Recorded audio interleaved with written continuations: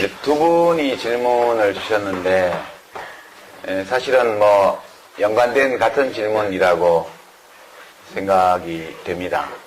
함께 묶어서 답을 드리면, 이른바 386 정치인들, 지금 뭐 486이다, 뭐, 이제 50대에 들어가니까 586이다, 이런 얘기도 나오는데요. 이제 그분들도 실패했죠.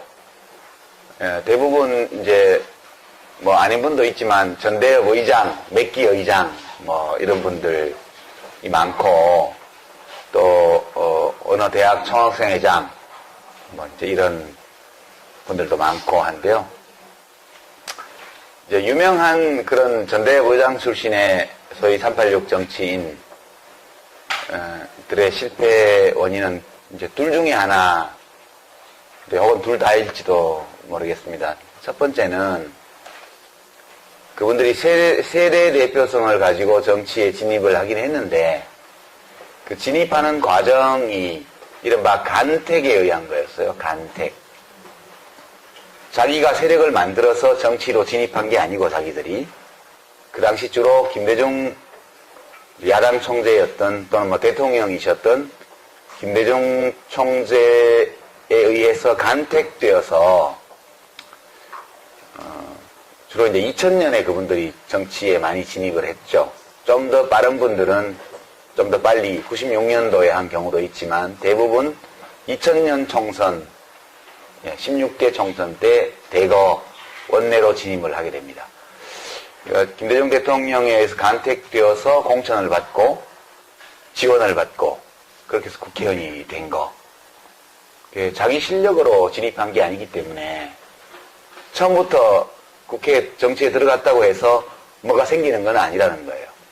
자기 자산을 만들 과제가 처음부터 있었던 거죠. 간택된 것만으로, 국회의원이 된 것만으로 국민에게 인정받을 수는 없다. 그게 첫 번째 그분들이 처했던 어려움이고, 그걸 끝내 극복 못했다, 저는 그렇게 생각해요.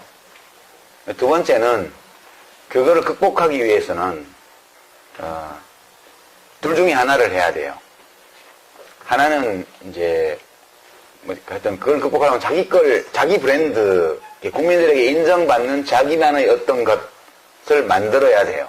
만들어야 되는데 이제 김대중 대통령 경우에는 오랜 민주화 투쟁의 역사 속에서 맺어진 대중과의 관계가 있었죠. 그리고 노무현 대통령의 경우에는 우리 정치를 멍들게 만들었던 지역구도에 대항해서 계속해서 투쟁하고 자기를 헌신했던 이제 그런 것들이 뭐 그것만은 아니지만 그거 있었죠. 그리고 이제 두 분 다 특징이 김대중 대통령은 굉장히 지적인 인물이었어요. 공부도 많이 하시고 책도 많이 읽으시고 그리고 보통 사람 눈높이에 맞추어서 자기의 역사 철학이나 정치 철학을 펼 수 있는 그런 일종의 기능적인 면에서요.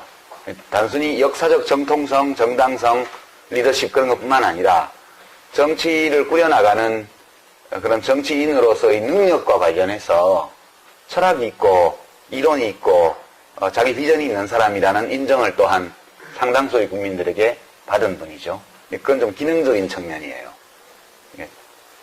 앞부분이 이 역사적인 또는 철학적인 측면이라면 386 정치인들이 이걸 하기 위해서는 그런 자기의 정치적 자산을 독립적으로 획득하기 위해서는 아주 그 굵은 아젠다, 그러니까 우리 정치를 발전시키고 국가를 발전시키고 국민들의 삶을 개선하는데 정말 괜찮겠다 싶은 자기 철학과 비전 이런 걸 국민들에게 각인시키고 인정받는 과정을 하든가, 그건 의제를 가지고 하는 거죠. 꾸준히 특별한 의제를 가지고 그게 뭐 복지가 되었던 노동이 되었던 뭐 무슨 평화가 되었던 어떤 걸 가지고 저 사람은 딴 건 몰라도 정치 생활 내내 우리 현대, 우리 역사, 우리 국가의 진로와 관련해서 중대한 아젠다, 의제를 가지고 지속적으로 해왔다. 그렇게 해서 인정을 받든가. 그게 뭔지는 잘 모르겠지만 일을 되게 잘해. 기능적으로 국가 운영과 관련해서 유능한 사람이야. 그래서 지금까지는 좀 큰 그림은 안 보이지만 저런 사람이 뭘 하면, 일을 맡겨보면 발전해 나갈 거야. 라는 어떤 인정. 이걸 받았어야 돼요. 그걸 받았어야 자기 자산을 가지고 있는 정치 지도자로 성장할 수 있는데 둘 중 어느 것도 못한 것 같아요. 그러니까 큰 의제를 가지고 하지 못했기 때문에 계속 386 정치인, 뭐 전대현 몇 개 의장, 이게 꼬리표처럼 따라다니잖아요. 그게 떨어져야 되는 거거든요. 그 꼬리표를 못 댄 거죠, 끝까지. 그래서, 그래서 실패한 거라고 저는 봐요. 아직 젊으니까 앞으로 더 해볼 수 있겠지만, 저는 일단 실패한 것으로 봅니다. 그리고 왜 자기들끼리 못 뭉치느냐. 그렇지만 자기들끼리 엄청 뭉쳐 다녔죠. 그러나 어떤 의제와 비전을 중심으로 뭉친 게 아니라 과거 연고를 중심으로 친서관계를 가지고 뭉쳤기 때문에 그거는 구정치인들이 친서관계로 뭉치던 거하고 질적으로 하등의 차이가 없는 거죠. 그렇게 되면서 뭐 어떤 사람은 낙선해서 사라지고 어떤 사람은 뭐 무슨 재판에 왔다 갔다 불려다니기도 하고 무죄 판결을 받기도 하고 유죄 판결을 받기도 하고 어쨌든 그렇게 돼버린 거라고 봐요. 저희 실패도 그와 맞물려 있는데요. 저는 이제 밖에서 세력을 규합해서 정치로 진입을 한 케이스죠. 저희 정치적 자산이 많지는 않았지만 처음부터 좀 가지고 정치에 진입을 했고요. 그리고 이제 정당개혁, 정치혁신이라는 의제를 계속 가지고 했죠. 그래서 뭐 그것 때문에 이제 분열의 화신이다, 뭐 정당 브레이크다 이런 부정적인 평가를 많이 받았지만 저 사람이 우리 국가가 이제 우리들의 삶이 시민들의 삶이 더 훌륭해지려면 국가가 훌륭해야 된다. 국가가 훌륭하다고 해서 모든 시민의 삶이 훌륭한 건 아니지만 국가가 훌륭해야 훌륭한 시민들이 훌륭한 삶을 살 수 있는 거니까 국가가 훌륭하다는 것은 그 국가가 사람들 사이에 정의를 수립하는 국가라는 뜻이에요. 그리고 정의를 수립하기 위해서 모든 시민들의 요구에 대해서 소망에 대해서 한쪽으로 치우침이 없이 공평하게 시민들의 목소리에 귀를 기울이고 그들의 소망을 실현해주기 위해서 노력하는 국가가 훌륭한 국가죠. 국가를 그렇게 운영하려면 국가 운영을 맡은 사람들이 훌륭해야 돼요. 근데 국가 운영을 맡는 사람은 어디서 만들어지냐면 정당에서 만들어지니까 훌륭한 사람들이 국정을 맡아서 훌륭하게 국가를 운영하도록 하기 위해서는 정치의 주체인, 민주주의 정치의 주체인 정당이 훌륭해야 된다. 근데 우리는 정당이 훌륭하지 않아요. 저는 이제 이런 논리적 연세를 가지고 정당을 훌륭하게 만드는 것이 당장 편은 안 날지 모르지만 국가를 훌륭하게 만들고 시민들이 훌륭한 삶을 살 수 있도록 만들어주는 조건이다. 그렇게 믿고 정말 우리 헌법이 규정한 민주주의를 내부에서 잘 실천하는 정당을 만들어 보려고 10년간 여러 정당의 적을 가지면서 노력을 했었습니다. 근데 성공은 못했죠. 이제 저의 문제는 문제 제기가 제가 제기한 문제가 옳아야 돼요. 일단 제가 성공을 하려면 그게 우선 옳아야 돼요. 누가 인정하든 말든. 생각해보면 옳은 것 같아요. 아무리 생각해도 그게 옳은 것 같아요. 두 번째, 이제 옳을 뿐만 아니라 사람들이 그게 옳다라고 인정을 해야 돼요. 많은 국민들이. 그게 정말 필요하고 중요하고 옳은 일이라는 거. 어느 정도의 국민들은 그거를 옳다고 인정하기도 하는 것 같아요. 아주 압도적인 숫자는 아니지만.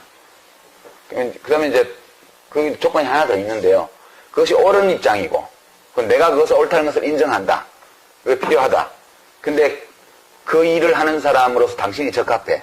그렇게 인정을 받아야 돼요. 제가 성공하려면. 근데 저는 옳다고 생각하지만 옳지 않을 수도 있죠. 이게 다른 게 더 중요할 수도 있습니다. 두 번째, 옳다고 하더라도 사람들이 충분히 그걸 인정 안 했을 수도 있어요. 충분한 숫자가. 세 번째는 옳고 인정을 받았다 하더라도 제가 인정을 못 받았을 수 있죠. 어느 것이든 세 가지 모두를 인정받아야 모두가 성립이 돼야 제가 정치적으로 원래 추구한 목표를 가지고 현실 속에서 성공할 수 있었는데 어느 대목에선가 그게 안 된 것 같아요. 그리고 가장 결정적인 거는 그게 옳고 내가 옳다는 것도 알고 있지만 너 말고 딴 사람이 해. 이거 아닌가 싶은 생각도 많이 들었죠. 그렇다면 내가 아니라고 하는데 자꾸 내가 할 수 있다고 주장하는 것도 예의가 아니잖아요. 그것이 짧은 기간도 아니고 10년의 긴 세월 동안 그 어젠다를 가지고 정치를 했는데 인정을 못 받았다면 그걸 받아들이는 것이 옳겠다. 그러니까 제가 문제를 해결하는 사람으로서 인정을 못 받은 거예요. 문제를 제기하는 사람으로서는 뭐 너 같은 놈도 필요해. 그런 인정은 받아들지 몰라도 너가 문제를 해결은 못할 것 같아. 그렇게 되니까 잘 안 된 거죠. 저는 그렇게 받아들입니다. 그리고 그게 하다가 실패했다고 해서 그게 꼭 나쁜 건 아니잖아요. 어려운 건데 해봤는데 그게 아무리 옳다 하더라도 내가 그걸 할 실력이 있어야 되는데 실력이 미달이면 뜻은 좋으나 영향이 못 미치니까 그러면 더 영향이 미치는 분이 해주겠지. 그렇게 생각하고 저는 이제 마감하고 뒤로 물러나는 것이 옳지 않을까? 예, 그런 생각을 했습니다. 실패한다는 것은 부끄러운 일이 아니라고 저는 생각해요. 실패할 수도 있죠. 예. 그리고 실패했을 때는 또 인정하고 툭툭 털고 또 제가 그걸 위해서 이 세상에 온 사람은 아니니까 살다 보니까 그게 매우 중요한 것 같고 한번 인생을 걸고 해볼 만한 가치가 있는 일인 것 같아서 했는데 그건 이루어졌을 때 의미가 있는 거잖아요. 근데 이루어지지 않았고 이루어질 가능성이 별로 안 보이고 그렇게 잘 안 된 이유 중에 나의 부족함이 중요한 원인으로 작용했다면 그러면 그거를 받아들이고 다른 삶을 찾아보는 것이 괜찮겠다. 왜냐하면 훌륭한 세상, 시민들이 훌륭한 삶을 살 수 있는 세상을 만드는 것이 길이 꼭 정치만 있는 것은 아니기 때문에 예, 저는 그렇게 생각하고 실패를 인정을 했습니다. 하고 나니까 되게 후련하더라고요. 예. 그렇게 답을 드리고요. 이제 다른 질의응답을 해볼까요? 손 들어주시면 제가 예. 저는 민주나 진보 이런 말이 들리면 민주는 왠지 자유롭고 행복하고 이런 느낌이 들고요. 진보는 앞서 나가는 진취는 그런 느낌이 듭니다. 그런데 요즘 젊은 사람들이나 아니면 저희들에서 마찬가지고 물론 일베에서 나온 말이긴 하지만 어떤 아이돌 스타가 저희는 민주화하지 않아요. 민주가 마치 안 좋은 의미처럼 느껴지고 또 오늘 신문에 안철수 의원이 저희 의원이긴 한데요. 시장직 교수가 생각하는 철학과 나랑 다르다. 내가 맡으려는 신당은 진보 신당이 아니다. 그러면 후퇴하는 정치들이 그런 우수들 신당을 만들려는 건지 진보가 마치 나쁜 일을 저지르고 분란을 일으키는 것처럼 그렇게 사람들이 이미지를 각인하고 있는 것 같아요. 그거에 대한 책임감이 혹시 지금까지 진보 정치와 민주 정치를 해왔다는 그 정당 사람들의, 정당 활동인들의 문제가 아니었을까 하는 생각이 들거든요. 그거에 대해서 책임감을 좀. 예. 지금까지 진보 정치를 해온 사람들 책임이죠. 저는 그렇게 생각해요. 기본적으로 어디다 책임을 묻겠습니까? 당사자들이 책임을 져야죠. 근데 이제 조금 동떨어진 얘기 같지만 인문학 강좌니까 좀 인문학적으로 그거를 해석을 하면요. 요즘 이제 개코네요.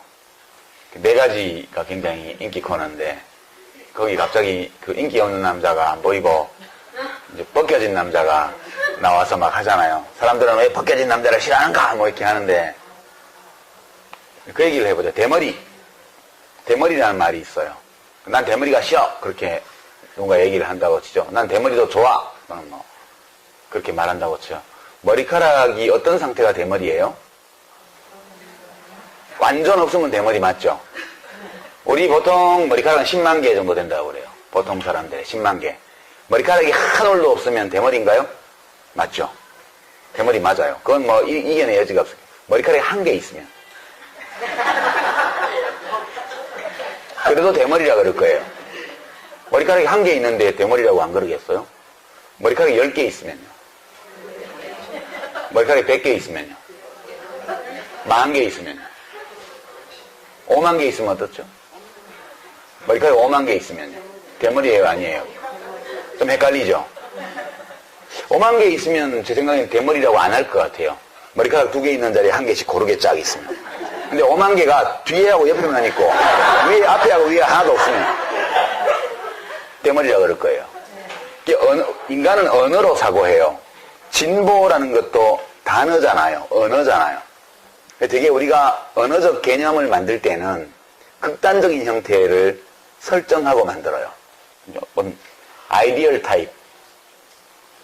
그러니까 전형.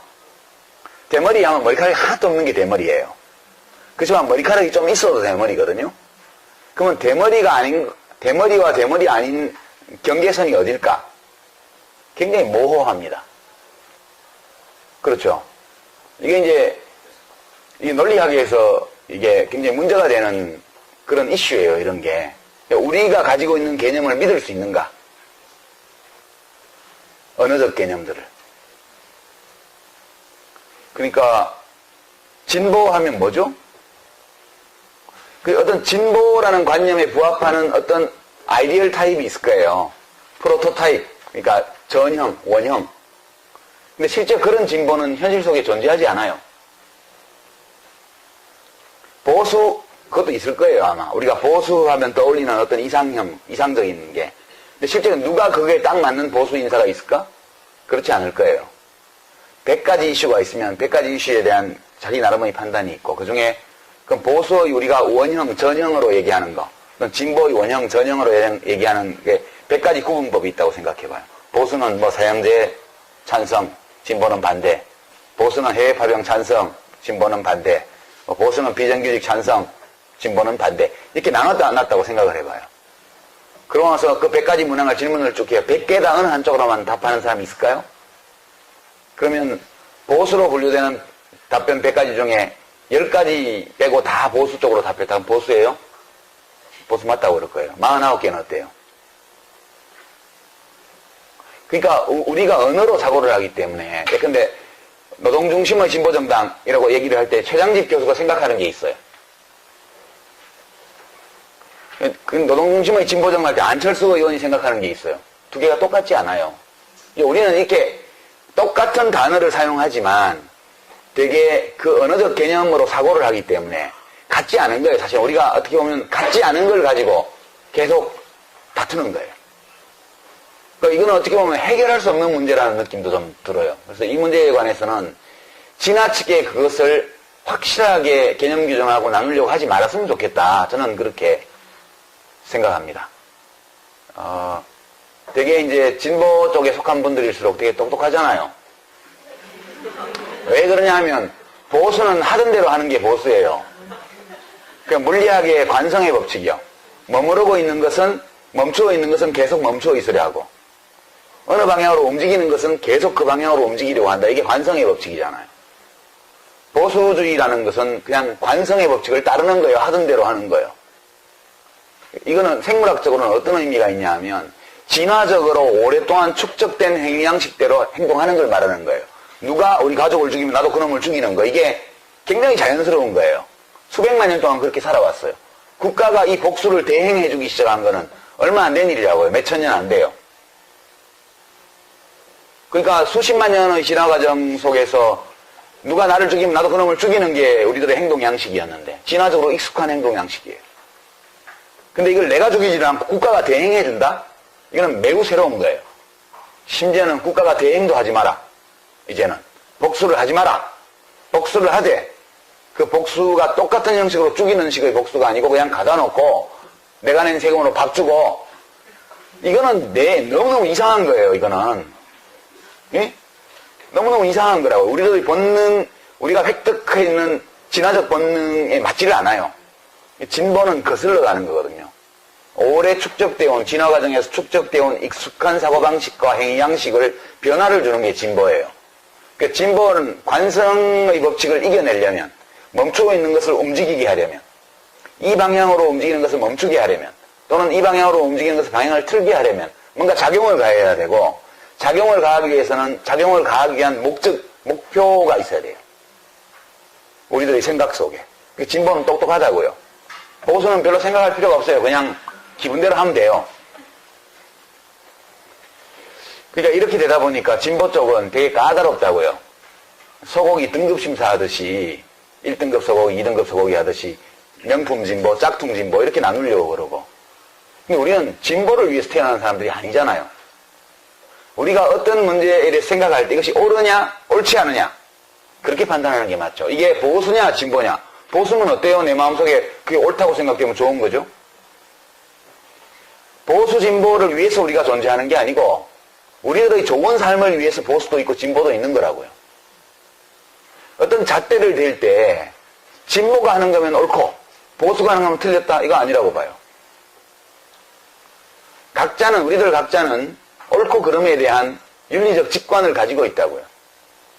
근데 어디 노동조합에서 큰 회사 노동조합에서 무슨 장기근속하고 퇴직한 자녀에게 신입사원 선발할 때 가산점을 준다. 이거에 진보 보수를 댈 이유가 있어요? 그냥 그건 들으면 기분이 나쁘잖아요. 우리들의 직관이 그건 옳지 않아라고 말을 해요. 이 윤리적 직관은 문명이 준 게 아니에요. 평등, 정의, 자유에 대한 윤리적 직관이라는 것은 우리가 생물학적으로 획득한 본능이라고요. 3살짜리 애들도 다른 애들은 사과를 2개 주고 자기를 1개를 주고 화를 내요.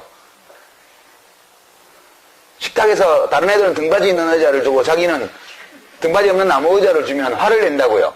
그게 어디서 왔느냐?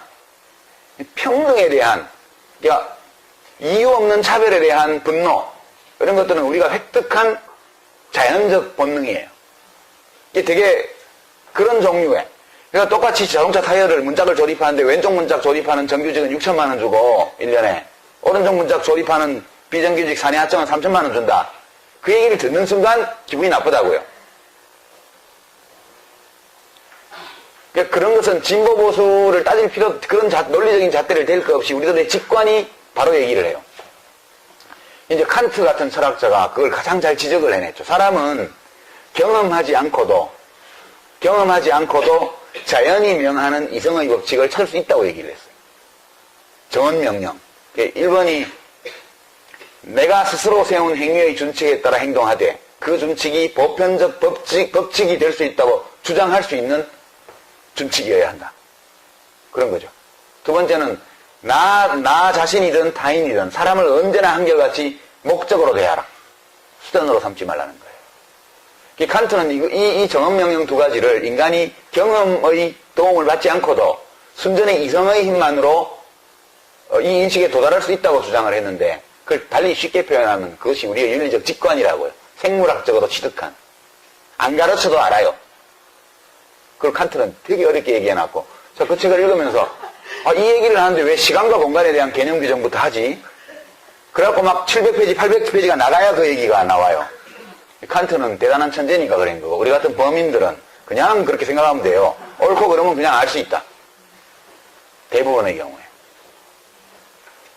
그러니까 저는 기자분들이 그렇게 그냥 뭐 말에 좀 차이가 나면 그거 가지고 막 진짜 깍두기 한 접시 나오면 한정식 한 상을 차리는 식으로 기사들을 쓰잖아요. 그런 것들이 인간 사회를 어지럽게 만드는 원인이다. 그리고 이제 특히 진보주의를 좋아하는 분들일수록 그게 강해요. 자꾸 쪼개보려는 거예요. 공통점을 찾기보다는 차이를 찾으려고 그러죠. 그 분위기로 가면 안철수 신당도 잘 안 될 거라고 저는 생각하죠. 그게 뭐 중요한가요, 그게? 그렇게? 네. 이 시대에 옳지 않은 것이 많다면, 우리 생각에. 그러면 그 옳지 않은 것들을 바로잡고 옳은 것으로 가려는 그런 의제, 이슈, 정책, 그리고 그 옳은 것들을 할 수 있을 것으로 여기지는 자격을 가진 사람들을 불러 모으고, 그렇게 해서 정당을 하면 그냥 되는 거죠. 예.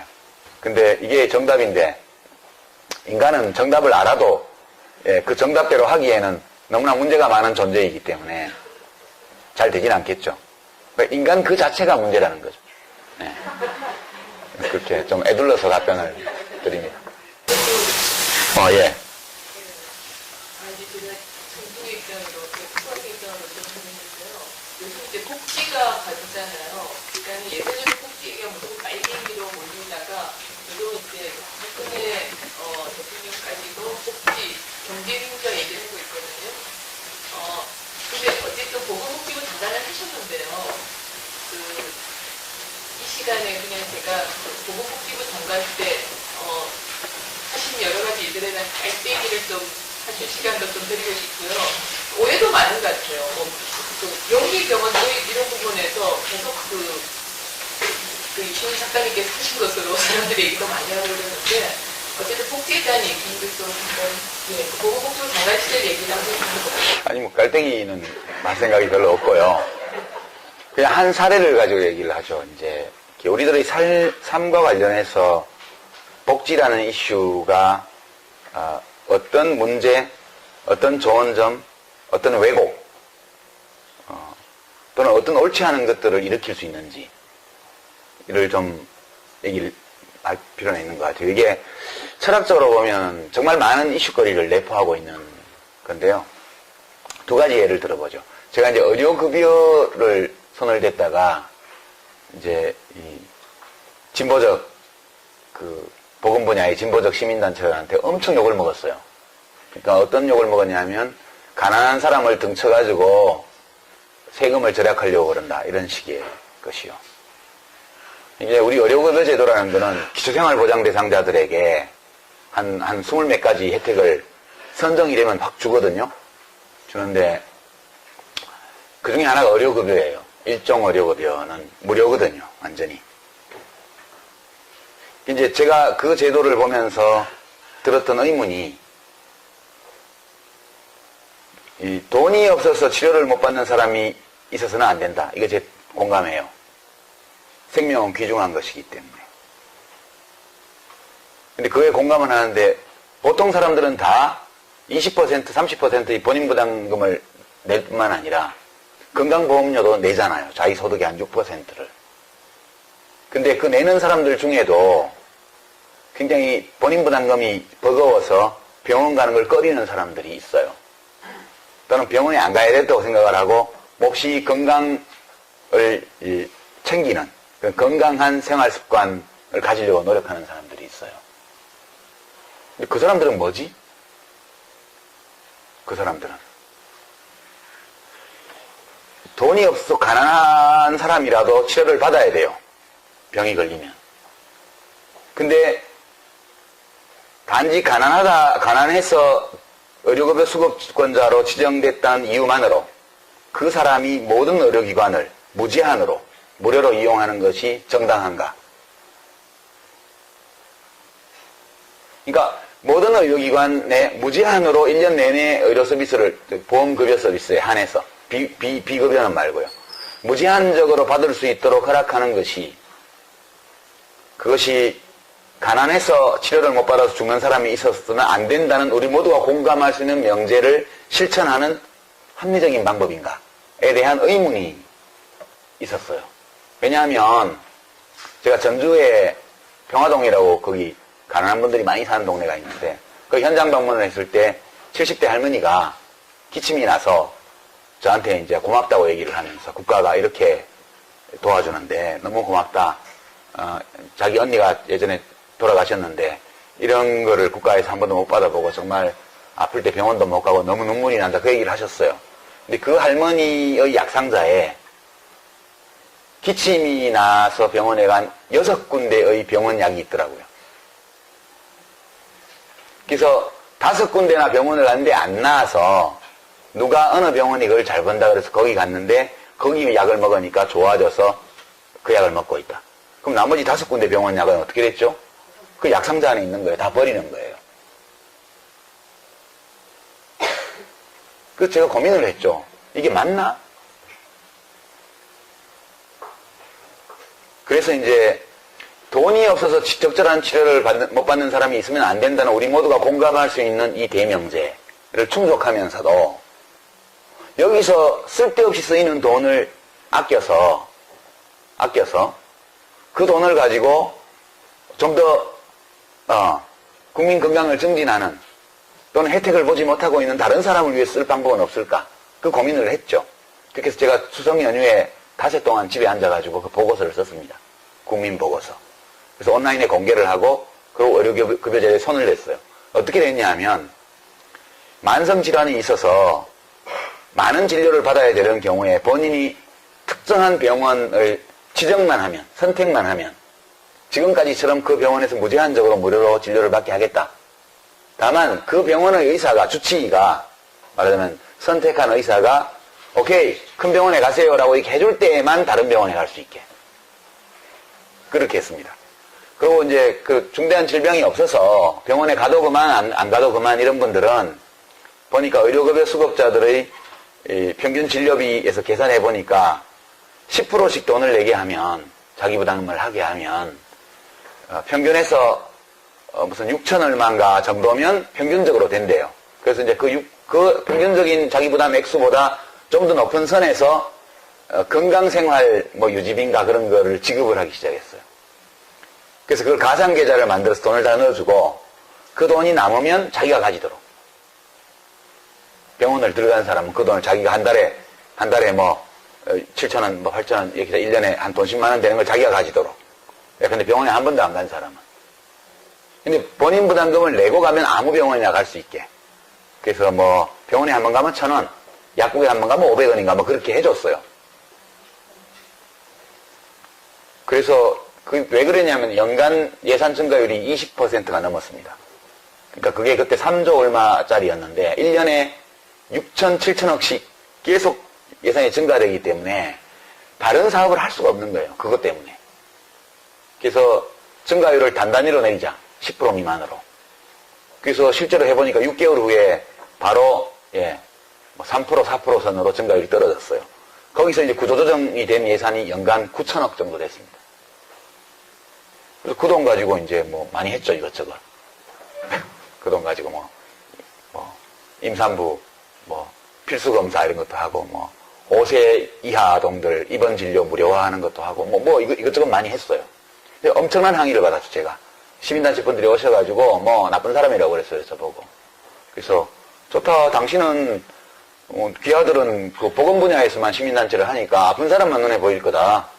나는 아픈 사람뿐만 아니라 자식 없는 노인들이나 부모 없는 애들이나 다 눈에 다 들어온다, 내 눈에는. 전부 내 새끼들인데, 우리 정책 고객들인데, 이 돈을 이렇게 내가 7천억, 8천억을 절약해 해서 재벌들 갖다 줬냐, 의사들 갖다 줬냐.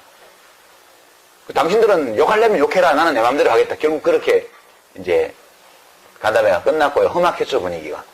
그때가 저희 복지부 직원들이 1년 반 동안 제가 언성을 높이는 걸 본 유일한 사례였습니다, 그때가. 하다가 안 돼서 마음대로 해라. 당신들은 나가서 성명을 내든 뭐를 하든 난 내 마음대로 하겠다. 그래서 결국 제가 최악의 보건복지부 장관 상이라는 걸 200개 단체에서 200여 개 시민단체가 합동으로 준 상을 제가 받았어요. 철학적으로 다툴 여지가 많은 이슈였어요, 그게. 두 번째 사례는 이제 장애인, 중증장애인 활동 보조인 제도에 관한 거였는데요. 이제 그 제도를 제가 도입을 했죠. 그때 이제 16개 시도에 이제 시청청사, 도청청사 앞에서 이제 장애인 차별철폐연대 분들이 돌아가면서 농성을 할 때예요. 서울시청 앞에 와 계신 걸 제가 봤거든요. 국무회의 갔다 오다가. 저분들 저기서 뭐 하냐 이렇게 물어봤더니 지금 그 활동 보조인 제도 도입해달라고, 이동권, 사회에 참여할 권리 달라고 농성을 한대요. 야, 저거 한번 가봐야 되지 않나? 이랬더니, 우리 비서관이, 한번 가보셔야죠. 이러더라고. 그래서, 가보긴 가봐야 되는데, 빈손으로 가? 뭘 가지고 가야 될 거 아니야. 빈손으로 가서 그럼 뭐라고 그러냐고 가가지고, 그랬더니, 우리 과장 하나가, 고참과장 하나가, 장관님, 방법이 있습니다. 이러는 거예요. 그 방법이 있으면 빨리 가져와봐요. 이랬더니 한 일주일 후에 가지고 온 거예요. 그게 장애인 활동 보조인 제도였습니다. 중증장애인 활동 보조인 제도. 그래서 이거 얼마 들어? 이렇게 물었더니 하기 나름인데요. 세게 하면 몇 조 원 들고요. 좀 약하게 하면 한 1,000억 원 정도면 시작할 수 있습니다. 이러더라고. 근데 돈이 1,000억 원이 그게 장난이 아닌데, 그게, 돈은 내가 만들 테니까, 어쨌든 기획안이나 가지고 와봐. 이렇게 해서 도입한 게 중증장애인 활동 보조인 제도예요. 그게 그 제도가 하루에 8시간을 기본으로 쓰게 하고요. 왜냐하면 취지가 사회 속으로 통합돼 들어가려면 혼자서 보행을 못하는 분들은 누가 도와줘야 된다. 그래서 출근도 하고 퇴근도 하고 할 거 아니냐. 엄마들도 장애아동, 중증장애아동 키우는 엄마들도 그 도우미가 있어야 장애인 학교 보낼 때 보내고 자기도 어디 가서 커피라도 한 잔 먹든가, 무슨 집안 청소라도 하든가, 라디오로 듣든가 할 거 아니에요. 그래서 이제 그 제도를 8시간으로 기본으로 하고, 특별하게 사유가 인정되는 경우 16시간까지 가능하도록 하고, 단가를 시간당 7,000원 그때 해줬습니다. 2006년도에. 엄청 세게 해줬죠. 최저임금 2배 이상으로 그때 해줬거든요. 왜 그렇게 했냐면 되게 대학생들이 그 아르바이트를 많이 하기 때문에 아동들 경우에도 그렇고 어르신들 경우에도 그렇고 좀 수준이 높은 청년들이 그걸 해주는 게 멘티, 멘토 관계를 형성하는 데 좋다. 그러려면 단가를 세게 해야 된다. 그래서 거의 8,000원에 육박하는 액수로 단가를 해줬고요. 예산을 거기 맞춰서 편성을 해주고, 그리고 본인 부담을 10%를 시켰습니다. 왜냐하면 공짜로 하면 그냥 쓰게 되니까, 그러면 온갖 일에 다 쓰게 될 거다. 그러지 말고 차분차분히 필요한 사람만 쓰도록 하고, 그 대신 본인 부담금을 할 돈이 있어야 되는데 중증장애인들은 소득이 없는 경우가 많기 때문에 그때 5만 얼마 하던 중증장애인 생활보조수당을 15만 원인가로 인상을 해줬어요. 그 돈 가지고 쓰시라고. 그렇게 맞춰가지고 그걸 한 거거든요. 근데 이제 저희 아파트 단지 옆에 동네 공원에 한 달 동안 천막을 치고 그분들이 농성을 했어요. 저희 집 베란다 큰 유리창도 깨지고. 아침에 제 출근 시간에 밀고 들어와가지고 경비 아저씨들이 이거 하고 있으면 저는 6시 넘으면 일찍 출근해버리고 저희 아들은 그 밑으로 학교 다니고 그렇게 했는데요. 그분들이 농성한 이유가 이거였어요. 시간 제한 없애라. 24시간 쓸 수 있게 해달라. 본인 부담 없애라. 그리고 등급 없애라. 왜냐면 그게 1등급, 2등급, 장애 등급 1, 2급에만, 중증장애인만 해준 거니까요. 그래서 싸움이 시작이 됐는데 한 달 동안 농성을 했고, 저희 과장한테 아무 약속도 해주지 말라고 그랬습니다. 제가 거기 가서. 근데 공무원들은 장관 집 옆에서 그걸 하고 있으니까 경찰차 와 있고 맨날, 그래서 제가 경찰 다 철수시켰죠. 경찰 오지 마라. 저분들 뭐 그렇게 하는 사람들 아니다. 근데 워낙 장관이 면이 깎인다고 생각했는지 과장이 가서 뭐 전향적으로 검토해보겠다 이런 약속을 해서 농성을 해산을 시킨 거예요. 그 더운데 그러고 있으니까. 그러니까 이제 나중에 장관이 시건을 했다, 약속을 위반했다고 저를 엄청 공격을 했는데요. 그때 제가 고민했던 게 그런 거예요. 만약 등급 구분을 없애고 모든 장애인, 등록 장애인에게 그거를 해주고 자기가 필요하다고 판단하는 사람에게 24시간 붙여주고 그리고 본인 부담이 없이 무료로 쓰게 한다면 예산이 얼마 들까? 물어봤더니 한 3조 원 든다고 그러더라고요. 시뮬레이션 해보니까. 그러면 공급이 될까? 거기 보조인이 있어야 되는데 아무나 보조인을 할 수 있는 게 아니잖아요. 주로 이제 사회복지과 학생들이라든가 뭐 이런 학생들이 많이 하는데 공급 업체가 있을까? 그 공급 업체가 없으면 지방자치단체에서 그걸 해야 될 거 아니에요. 그럼 지방자치단체에서 센터를 만들어서 엄청난 인력을 고용하고 사람을 조직하고 이렇게 공급을 해야 되는데 단기적으로 불가능하다는 거예요. 나중에 시간이 좀 가면 몰라도. 그래서 그럼 욕먹어도 할 수 없다 그냥 이렇게 가자 해서 그냥 그렇게 간 거예요. 지금도 제가 그걸로 욕을 먹고 있죠. 네. 근데 저는 생각에 24시간 등급 제한 없이 무료로 제공한다면 국회에서 이게 예산이 통과될까? 국민들이 뭐라고 그럴까? 그거는 그냥 시체 말라고 몸종을 붙여주는 거예요. 그럼 우리가 장애인들, 활동이 혼자서 어려운 장애인들을 도와야 된다는 명제에는 모두가 찬성하지만 개인 비서처럼 24시간 1년 365일 평생 그렇게 누구를 붙여주고 그걸 100% 세금으로 그냥 한다. 이럴 경우에 이 방안을 실현하기 위한 예산이 국회를 통과할 수 있을까? 이런 고민을 했던 거죠. 국회 통과는 차치하고라도 그것이 옳은 일일까? 에 대한 고민이 있었어요. 복지라는 건 그런 건데요. 저는 이제 삶에 대한 책임은 내 자신에게 있다고 생각해요. 늘. 환경이 아무리 나쁘고 제도가 아무리 잘못되어도 삶에 대한 근원적인 책임은 나에게 있다. 그리고 주관적으로는 그렇게 생각해야 맞고 그러나 객관적으로 보면 그 사람에게 책임이 다 있지 않은 경우가 무지 많아요. 따라서 국가와 사회에도 책임이 있죠. 그 사람이 자기 힘으로만 극복하기 어려운 조건에 처해 있을 때 그것을 자신의 힘으로 어느 정도 극복 가능한 수준까지 사회나 국가가 해줘야 된다. 그거를. 그렇게 저는 인정을 해요. 그렇게 되면 자기 자신과 국가가 책임을 나눠지는 거죠. 언제나 국가의 지원은 독립적으로 살아가고자 하는 자구적인 삶에 대한 지원이어야 한다. 저는 그렇게 생각합니다. 모든 것을 다 국가가 책임진다. 저는 반대예요. 저는 싫어요. 그게. 왜 국가가 내 모든 걸 책임지는데 뭐 때문에 국가가 그걸 책임져야 돼요. 나는 국가가 해준다고 해도 싫어요. 내 인생은 내가 산다. 이렇게 생각하는 거지. 그래서 삶에는 공동체와 그 개인이 책임을 공유해야 된다고 저는 보는 거예요. 기본은 자기 자신이고 그리고 그 사람의 상황과 그 사람이 처한 조건에 따라서 필요한 만큼 사회와 국가가 개입해서 같이 책임을 져줘야 된다. 이것이 바람직한 복지 시스템이다. 이렇게 생각하고요. 되게 우파들은 전통적으로 보수는 자기 책임이지 이걸 되게 강조하고요. 왜냐하면 그렇게 살아왔거든. 수백만 년 동안. 자기 자신과 가족들이 책임지고 살아왔어. 진보 좌파들은 국가가 책임져야 된다. 뭐든지. 요람에서 무덤까지. 저는 싫어요. 요람에서 무덤까지. 무덤 만들고 싶지도 않아. 그러니까 좋은 것은 그 양극단 어느 중간에 있는 거겠죠.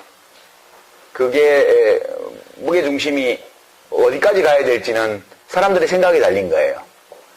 근데 우리가 진보 보수하면 되게 이념형을 많이 생각하기 때문에 최대한의 국가 책임, 이게 진보의 전유물인 것처럼, 주장인 것처럼 보이고, 최대한의 개인 책임, 이게 보수의 전유물인 것처럼 보이는데, 박근혜 대통령이 거기서 좀 벗어났단 말이에요. 국가도 책임이 있어. 이렇게 왔고. 근데 그게 그만큼 진전된 거죠. 그럼 진보는 계속 그러면 이념형을 고집하는 걸로 갈 거냐? 저는 그건 아니라고 보는 거죠. 사람들이요, 적당하다고 생각하는 게 있는 것 같아요. 그게 논리적인 게 아니고 직관적인 거예요. 예를 들어 여러분들 고용보험, 건강보험, 국민연금 다 반씩 내죠, 직장인들은. 사용자가 반 내고 자기가 반 내잖아요. 그쵸? 왜 반일까요? 왜 50대 50으로 낼까요? 모든 나라들이 50대 50이에요. 거의 모든 나라들이. 거기에 어떤 이론적 근거가 있을까요? 철학적 근거가 있을까요? 제가 독일에서 보건경제학 수업을 들을 때 세미나 하다가 이 질문이 나왔습니다. 제가 질문을 했어요. 비스마르크가 최초의 사회보험을, 인류 역사상 최초의 국가사회보험을 도입할 때 그 사람은 엄청난 독재자 아니에요. 박정희 대통령이 완전히 숭앙하던 인물이에요. 비스마르크, 철혈제상, 전쟁, 독재, 부국강병 그거 했던 사람이에요. 그 사람이 인류 역사상 최초의 국가사회보험을 도입했어요. 그때 반반으로 했대요. 반반으로. 그래서 제가 질문했더니 교수도 가만 생각하더니 그거 잘 모르겠는데 알아보고 다음 시간에 얘기해 줄게. 그러고 갔어요. 그 다음 주에 왔는데 아무리 찾아봐도 50대 50으로 된 그러니까 정당하다는 이론서나 이런 거 아무것도 없대요. 논문도 없고. 왜 50대 50으로 됐어? 그러니까 야 이거 노동자들 보고 다 내라 그러면 그리고 사용자도 좀 내야지. 얼마씩 낼까? 각하 반반씩 내는 게 어떻겠습니까? 그래 그게 좋겠네. 그래가지고 반반씩 냈다는 거예요.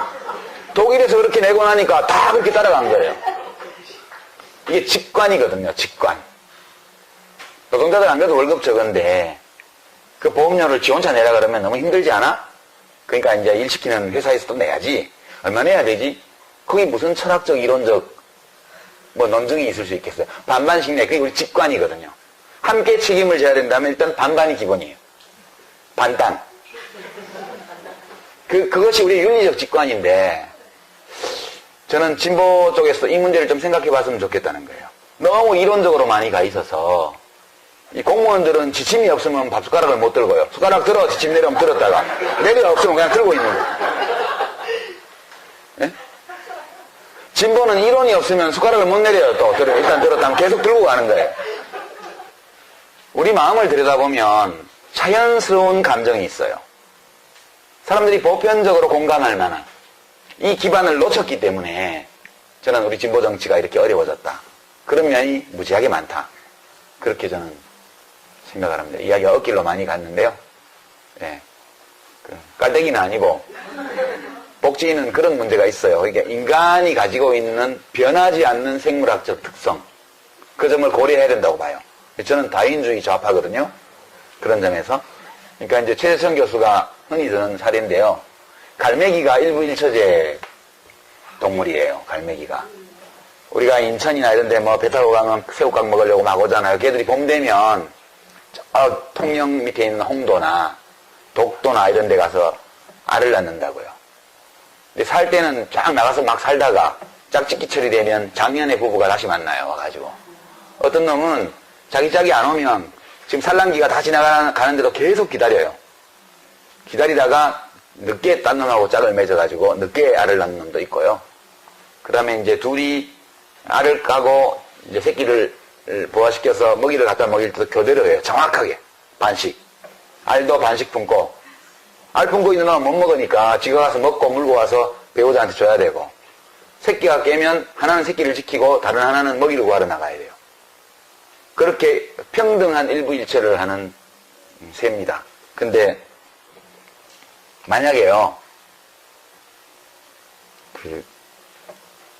갈매기 세상에 공공보육제도가 도입됐다고 가정합니다. 부모가 새끼를 내버리고 가면 누군가가 키워준다. 그러면 다 새끼를 버리고 할 거라는 거예요. 대부분 다. 그게 생물학적 특성이거든요. 안 변하는.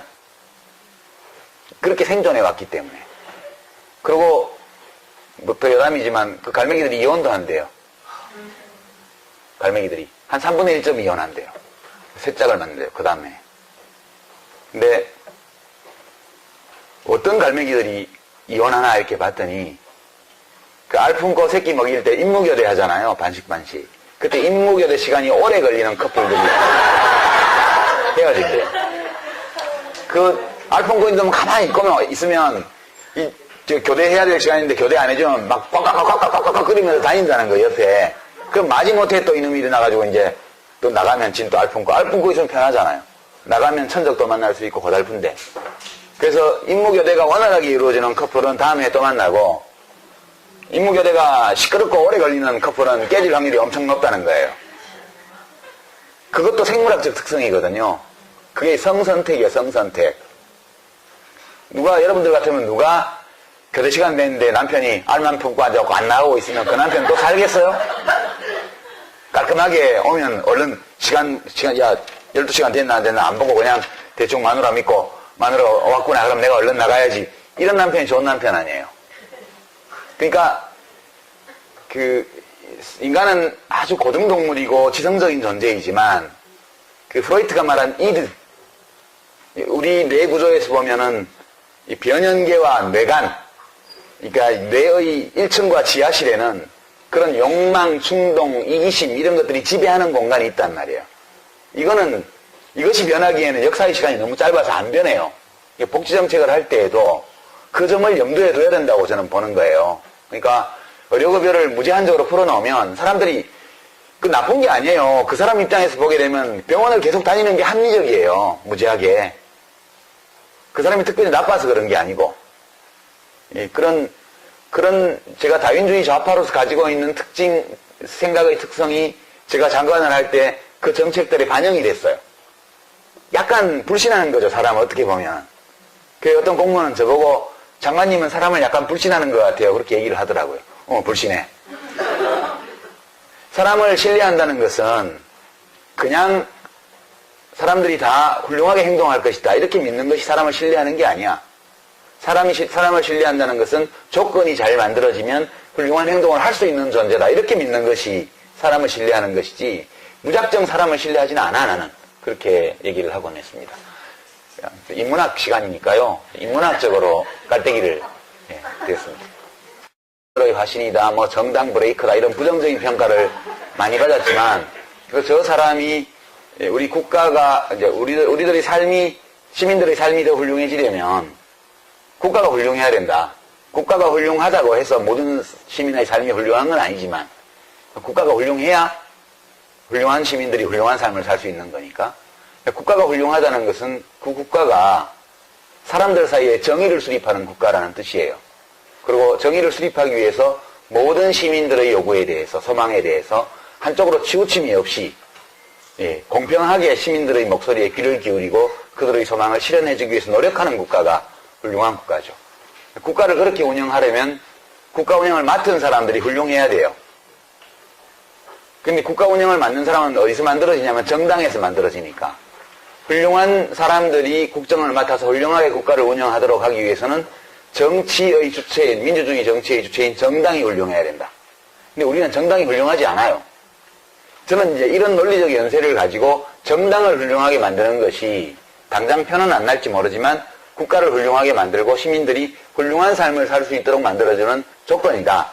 그렇게 믿고 정말 우리 헌법이 규정한 민주주의를 내부에서 잘 실천하는 정당을 만들어 보려고 10년간 여러 정당의 적을 가지면서 노력을 했었습니다. 근데 성공은 못했죠. 이제 저의 문제는 제가 제기한 문제가 옳아야 돼요, 일단. 제가 성공을 하려면. 그게 우선 옳아야 돼요. 누가 인정하든 말든. 생각해보면 옳은 것 같아요. 아무리 생각해도 그게 옳은 것 같아요. 두 번째, 이제 옳을 뿐만 아니라 사람들이 그게 옳다고 인정을 해야 돼요. 많은 국민들이. 그게 정말 필요하고 중요하고 옳은 일이라는 거. 어느 정도의 국민들은 그거를 옳다고 인정하기도 하는 것 같아요. 아주 압도적인 숫자는 아니지만. 그 다음에 이제 그 조건이 하나 더 있는데요. 그것이 옳은 입장이고, 내가 그것을 옳다는 것을 인정한다. 그게 필요하다. 근데 그 일을 하는 사람으로서 당신이 적합해. 그렇게 인정을 받아야 돼요. 제가 가서 뭐 하려면. 근데 저는 옳다고 생각하지만 옳지 않을 수도 있죠. 이게 다른 게 더 중요할 수도 있습니다. 두 번째, 옳다고 하더라도 사람들이 충분히 그걸 인정 안 했을 수도 있어요. 충분한 숫자가. 세 번째는 옳고 인정을 받았다 하더라도 제가 인정을 못 받았을 수 있죠. 어느 것이든 세 가지 모두를 모두가 성립이 돼야 제가 정치적으로 원래 추구한 목표를 가지고 현실 속에서 성공할 수 있었는데 어느 대목에선가 그게 안 된 것 같아요. 그리고 가장 결정적인 거는 그게 옳고 내가 옳다는 것도 알고 있지만 너 말고 딴 사람이 해. 이거 아닌가 싶은 생각도 많이 들었죠.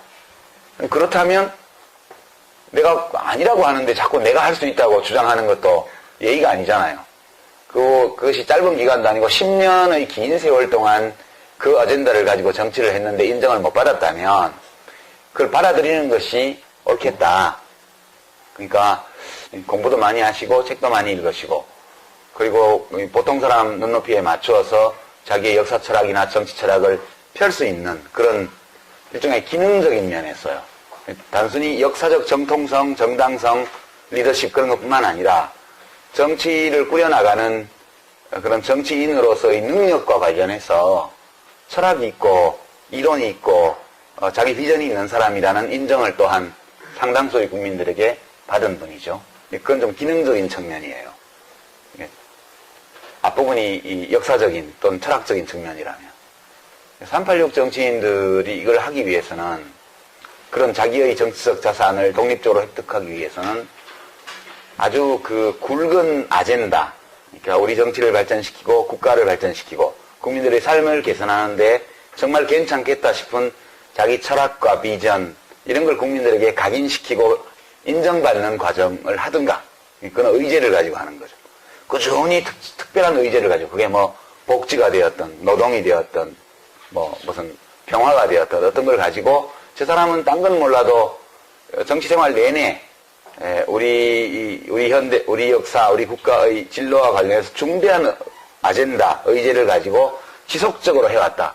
그렇게 해서 인정을 받든가. 그게 뭔지는 잘 모르겠지만 일을 되게 잘해.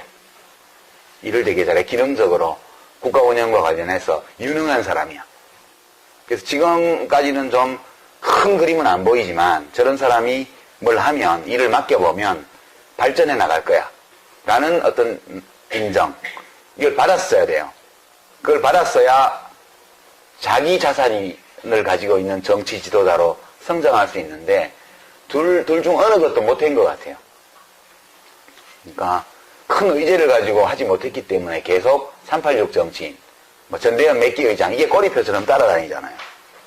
그게 떨어져야 되는 거거든요. 그 꼬리표를 못 댄 거죠, 끝까지. 그래서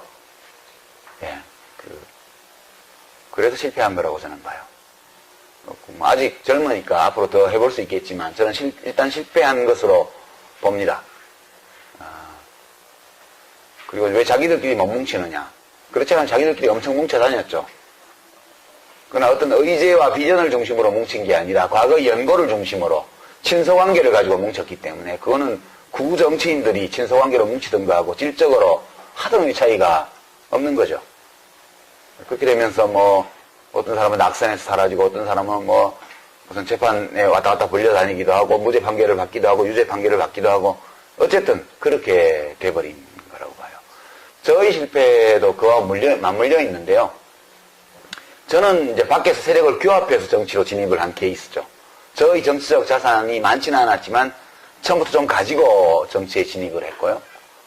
그리고 이제 정당개혁, 정치혁신이라는 의제를 계속 가지고 했죠.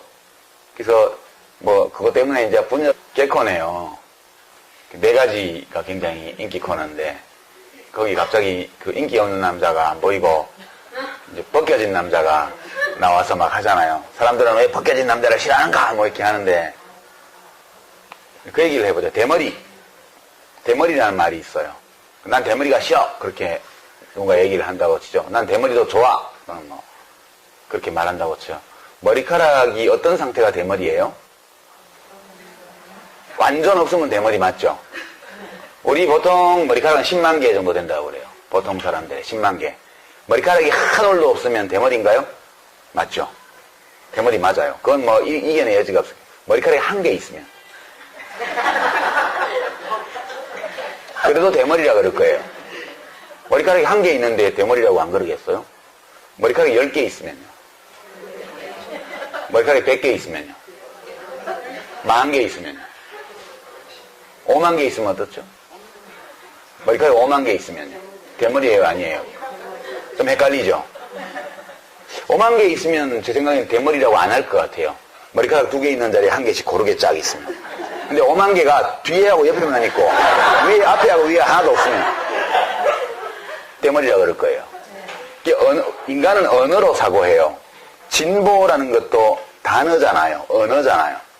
되게 우리가 언어적 개념을 만들 때는 극단적인 형태를 설정하고 만들어요. 아이디얼 타입. 그러니까 전형. 대머리 하면 머리카락이 하나도 없는 게 대머리예요. 그렇지만 머리카락이 좀 있어도 대머리거든요. 그러면 대머리와 대머리 아닌 경계선이 어딜까? 굉장히 모호합니다. 그렇죠. 이게 논리학에서 이게 굉장히 문제가 되는 그런 이슈예요, 이런 게. 우리가 가지고 있는 개념을 믿을 수 있는가? 언어적 개념들을. 그러니까, 진보하면 뭐죠? 그 어떤 진보라는 관념에 부합하는 어떤 아이디얼 타입이 있을 거예요. 프로토타입. 그러니까 전형, 원형. 근데 실제 그런 진보는 현실 속에 존재하지 않아요. 보수, 그것도 있을 거예요, 아마. 우리가 보수하면 떠올리는 어떤 이상적인 게. 근데 실제로 누가 그게 딱 맞는 보수 인사가 있을까? 그렇지 않을 거예요. 100가지 이슈가 있으면 100가지 이슈에 대한 자기 나름의 판단이 있고, 그 중에 그럼 보수의 우리가 원형, 전형으로 얘기하는 거, 진보의 원형, 전형으로 얘기하는 게 100가지 구분법이 있다고 생각해봐요. 보수는 뭐 사형제 찬성, 진보는 반대. 보수는 해외 파병 찬성, 진보는 반대. 보수는 비정규직 찬성, 진보는 반대. 이렇게 나눴다 안 났다고 생각을 해봐요. 그러고 나서 그 100가지 문항을 질문을 쭉 해요. 100개당 어느 한쪽으로만 답하는 사람이 있을까요? 그러면 보수로 분류되는 답변 100가지 중에 10가지 빼고 다 보수 쪽으로 답했다면 제가 문제를 해결하는 사람으로서 인정을 못 받은 거예요. 문제를 제기하는 사람으로서는 너 같은 놈도 필요해. 그런 인정은 받아들지 몰라도 너가 문제를 해결은 못할 것 같아. 그렇게 되니까 잘 안 된 거죠.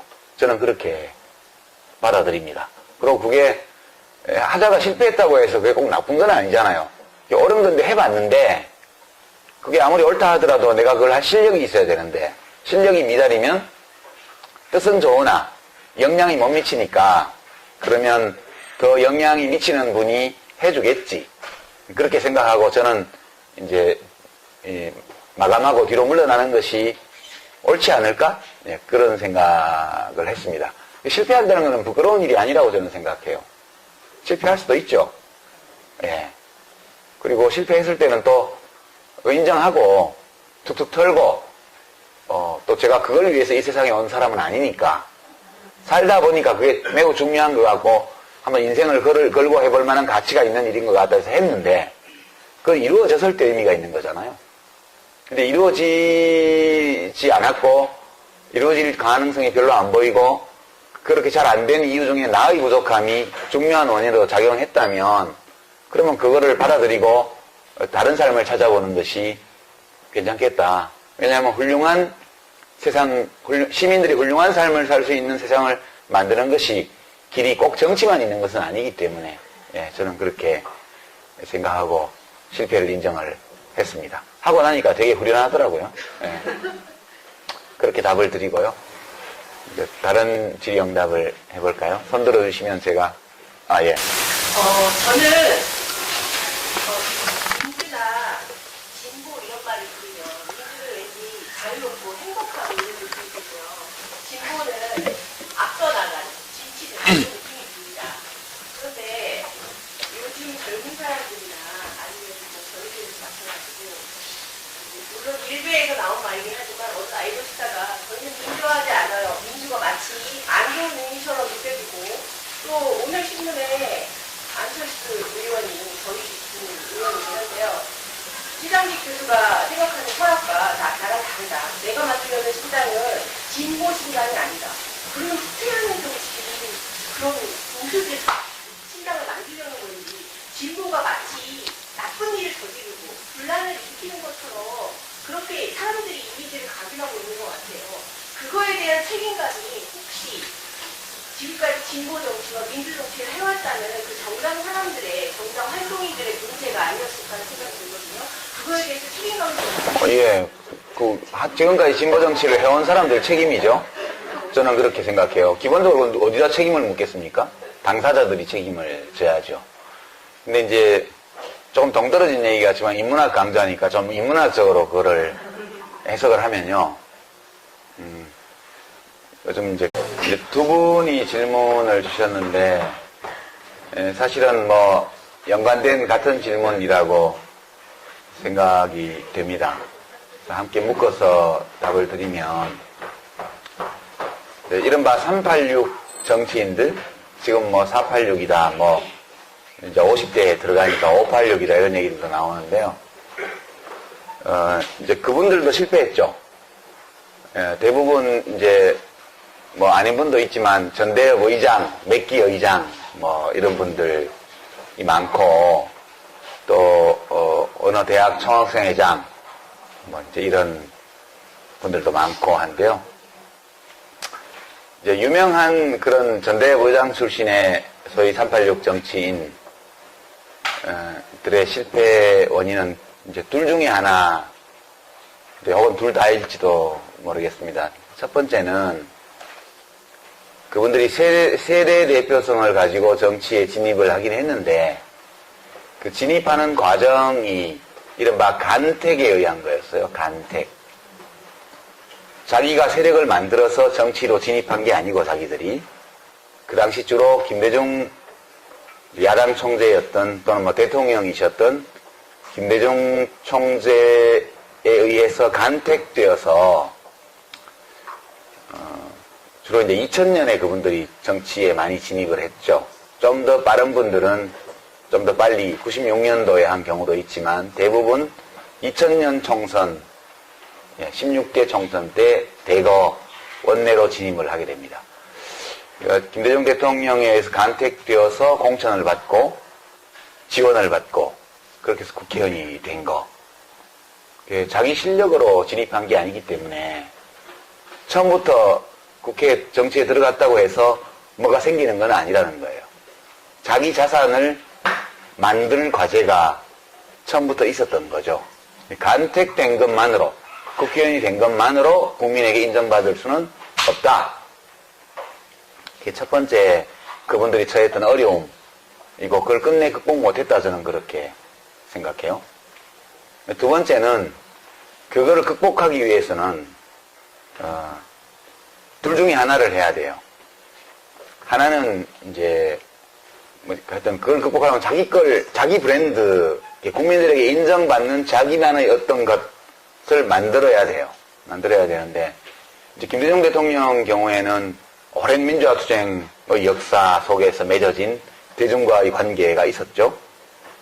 그리고 노무현 대통령의 경우에는 우리 정치를 멍들게 만들었던 지역구도에 대항해서 계속해서 투쟁하고 자기를 헌신했던 이제 그런 것들이 뭐 그것만은 아니지만 그거 있었죠.